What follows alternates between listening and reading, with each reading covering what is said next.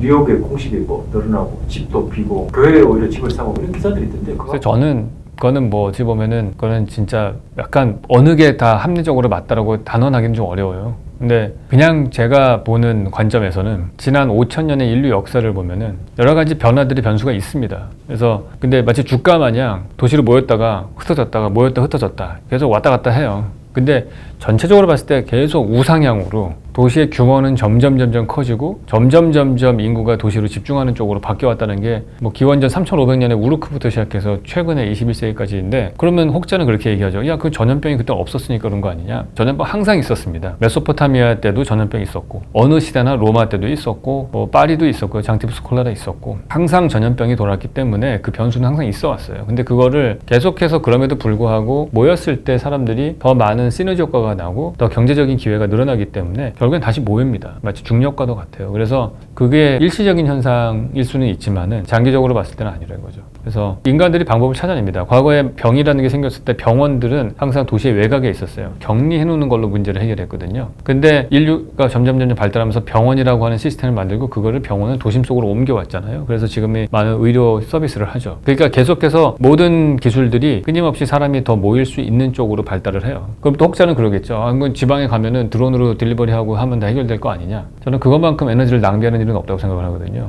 그러니까 오히려 부자일수록 가능할 거라고 봐요.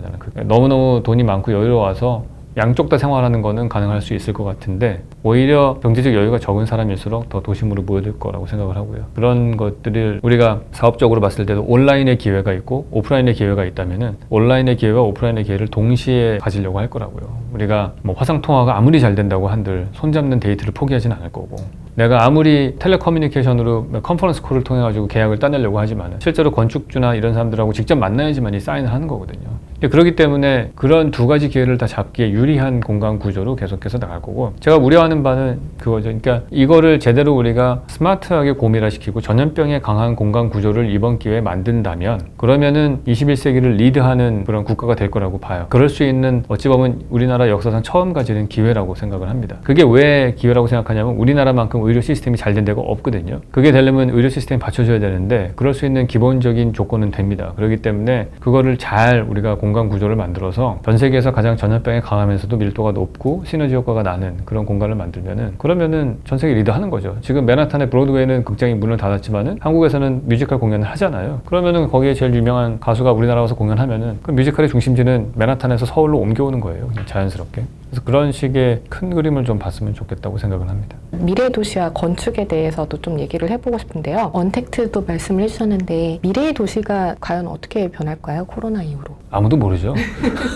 그거는 아무도 모르는데 현재 상태에서 우리가 제 짧은 시간으로 그냥 예측을 해본다면은 다핵화 구조로 가지 않을까 싶어요. 그러니까 도시 전체적으로 봤을 때는 밀도가 높아지고 아마 큰 도시로 사람이 인구가 모이는 거는 피하기가 어려울 것 같다고 생각을 합니다. 왜냐하면 이번에 코로나 사태 때 우리가 잘 견딜 수 있었던 큰 이유 중에 하나는 택배가 잘 돼서 그런 거거든요. 근데 택배가 잘 됐던 이유는 대한민국 국민이 대부분 60% 정도가 집합주택에 살기 때문에 그래요. 50% 이상이 아파트에 살고 있고 그러니까 택배를 하기에 시장성이 나오는 거죠. 그래서 그러한 딜리버리가 잘 됐기 때문에 잘 이겨낼 수 있었던 겁니다. 그래서 사실은 오히려 저는 도시화가 될수록 시골에 가서 살려는 사람들보다도 도시로 올 수 있는 그런 가능성은 더 커질 수 있다고 생각을 하고요. 근데 단 과거의 형태와 똑같은 고밀화된 지구로 가서는 안 되고 예를 들어서 서울 전체를 봤을 때 중심지구가 CBD가 한 군데만 있다든지 뭐 두 군데만 있는 그런 게 아니고 여러 개의 다핵 구조로 되는 그런 식이 될 거라고 생각을 합니다. 그리고 그렇게 돼야만 한다고 보고요. 학교 같은 경우도 전교생이 1000명이라면은 그런 학교를 전교생이 200명인 5개의 학교로 쪼갠다든지 혹은 100명인 10개의 학교로 쪼갠다든지 회사들도 한 장소에 다 모이는 것보다는 더 작은 어떤 사옥으로 새틀라이트 오피스를 만들어서 분산시키는 것이 출퇴근의 시간도 줄일 수 있고 여러 가지로 지역 균형 발전에도 도움이 될 거라고 생각을 합니다. 사실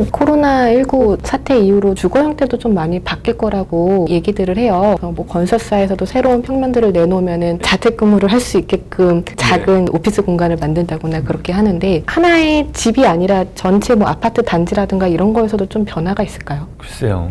요번에 계셔서 알겠지만 집이 좁잖아요. 네. 집에서 보내는 시간이 많아지니까. 근데 이거를 완벽하게 해결할 지금 당장 집을 키울 수는 없으니까 가장 먼저 바뀌는 거는 가구를 좀 버릴 것 같다는 생각은 들고요. 특히 잘 사람들이 많이 안 쓰는 그런 가구들. 식구들이 모여가지고 4명이 모여서 같은 TV를 보던 일이 별로 없어졌죠. 지금 대부분 다 스마트폰이나 이런 랩탑으로 보니까. 그러면은 뭐 소파를 치우고 거기에 큰 책상을 놓을 수도 있을 것 같고, 컴퓨터가 PC가 한 대밖에 없으니까 온라인 수업을 동시에 들을 수도 없고, 그다음에 재택근무를 할 수도 없고, 그런 부분에 컴퓨터를 둘 수 있는 그런 공간이 많이 필요하게 되고, 근데 그걸 집에서 해결하지 못하면 말씀하신 대로 아파트 단지 내 커뮤니티 센터에서 그걸 할 수 있게끔 하는 어떤 시스템이 더 보완될 수도 있는 거고요. 그다음에 저는 가장 중요한 거는 발코니가 좀 생기는 쪽으로 바뀌어야 된다고 봐요. 우리가 사회적 거리두기를 하면서 집에서 계속 머물러야 되는 상태가 되면은 좁은 실내 공간에서 자연을 만날 수가 없기 때문에 우리가 이 도시에서 만나는 모든 자연을 만나는 공간은 다 공공의 공간이거든요. 그래서 사회적 거리두기를 하면서 자연을 만나기가 되게 어렵습니다. 그래서 사적인 외부 공간에서 자연을 만날 수 있는, 개인의 하늘을 볼 수 있는 테라스 공간, 발코니 이런 것들이 활성화되게끔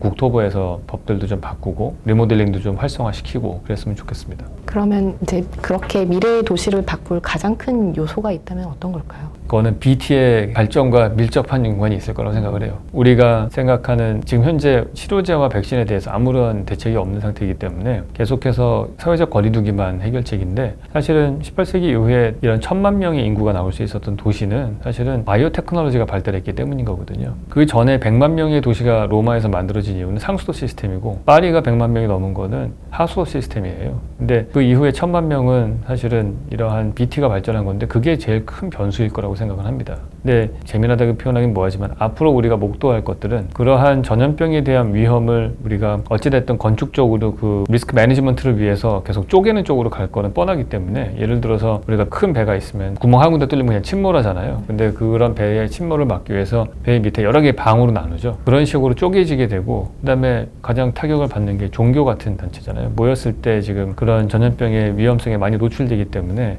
잘 모이지 못하고, 학교도 마찬가지고. 그러면은 기존에 우리가 공간을 통해서 만들었던 권력 체계가 많이 바뀔 거라고 생각을 해요. 이제 엄청나게 많은 권력의 구조, 공간을 통해서 권력의 시스템을 구축하고 있었던 오래된 조직들, 그게 종교단체와 학교가 대표적이라고 할 수 있죠. 사무실도 마찬가지입니다. 사무실도 이러한 한 시간에 한 장소로 출근하게 함으로 인해서 피라미드식 명령 체계가 되는, 어떻게 보면 군사 시스템과 비슷한 그런 수직형 구조가 나온 거잖아요. 그런 모든 것들이 아마 바뀌게 될 거고, 그런 것들이 바뀌게 되면서 자연스럽게 도시공간 구조도 바뀌게 될 거고, 그거를 아마 앞으로 우리가 맞이하게 될 다음 세대가 되지 않을까. 근데 저는 오히려 기회라고 생각을 해요. 그 전에 사실은 우리가 재택근무가 가능했던 테크놀로지는 계속 가지고 있었는데 그거를 계속 막았던 사람들은 직장 상사거든요. 왜냐하면 자기 부하 직원이 사실 눈에 안 보이는 데서 일하는 거는 불안하거든요. 감시를 해야 된다고 생각을 하기 때문에. 근데 지금 다 재택근무하죠. 그리고 학교도 다 등교해야 된다고 생각했는데 다 온라인 수업하잖아요. 이런 것들이 사실은 테크놀로지는 이미 동영상 특강을 더 많이 들었어요. 우리 아들만 보더라도 휴학은 뭐 일타 강사가 다 하는 그런 거였단 말이에요. 근데 그게 사실은 학교에서 이제 공공기관이 갖고 있는 학교의 기능이, 물론 학생들을 낮 시간 동안에 돌봐주는 타가소의 기능도 있고 공동체의 경험을 하는 또 다른 중요한 장이기도 하죠. 그런 것들 때문에 계속 모였던 건데 이게 약간 바뀔 수 있을 거라고 봐요. 많이 바뀌어서, 질문을 제가 잊어먹었는데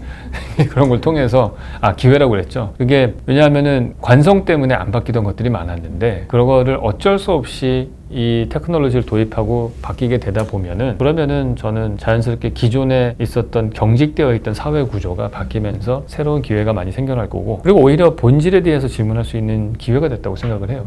제가 볼 때는. 왜냐하면 우리가 교회 예배당에 못 가면은 설교자의 권위는 많이 떨어집니다. 200명, 1000명이 모여서 그 말씀을 듣는 것과 혼자서 온라인으로 예배드리는 건 느낌이 다르거든요. 999명이 다 그분 쳐다볼 때 내가 졸지 않고서 그걸 듣는 느낌과 삐딱하게 누워서 온라인 예배 드리는 건 완전 다른 거잖아요. 그런데 그것들이 점점 그 설교자의 권위는 좀 줄어들겠지만은, 사실 종교의 제일 핵심적인 거는 어떻게 보면 설교자의 권위라기보다는 신과 인간의 관계 같은 거죠. 교육도 사실은 교사 선생님들의 권위는 많이 떨어질 겁니다. 대신에 우리가 생각해 볼 것들은, 학교라고 하는 교육의 본질은 사실은 선생님의 권위가 올라가는 교권이 중요한 게 아니고, 어찌 보면은 아이들에게 올바른 가치관을 심어주고 스스로 세상을 헤쳐나갈 수 있는 그런 자립심을 키워주는 거다. 그렇게 보면은 사실은 여러 가지로 다양한 방법으로 우리가 학교를 구상할 수 있을 것 같아요. 그래서 그런 것들을 새로운 학교, 새로운 여러 가지 사회 시스템을 만들 수 있는 기회가 왔다 생각을 합니다. 그 교수님이 생각하는 이상적인 도시란 어떤 것인가요? 저는 이상적인 도시는 사실은 따로 또 가치가 잘 되는 도시라고 생각을 해요. 그러니까 막연하게 소통만 강조하는 것도 아니고 막연하게 분리가 돼서도 안 되고 나만의 어떤 프라이버시는 존중이 되고 그러면서 동시에 함께하고 공통의 추억을 만들 수 있는 그런 공간이 많은 곳, 그런 곳은 결국에는 공짜로 머무를 수 있는 공간이 많은 도시겠죠. 가까운 거리에 10분 이내에 공원이 있다든지 길가에는 벤치가 많고 도서관도 가까운 거리에 있고 그런 것들이 많아서 다양한 사람들이 공통의 추억을 만들 수 있는 도시가 가장 이상적인 도시다, 그렇게 생각을 합니다. 이상 지코노미 TV였습니다. 감사합니다.